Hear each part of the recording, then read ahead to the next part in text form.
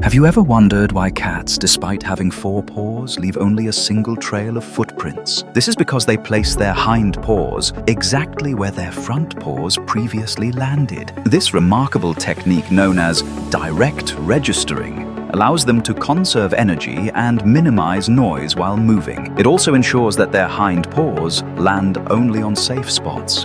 When traveling in groups, they can follow each other's footprints to hide their numbers. Even when turning, they step into their previous tracks, leaving no additional footprints. This skill makes cats some of the best hunters in nature. Unfortunately, domestic cats have gradually lost this ability over time as they no longer need it.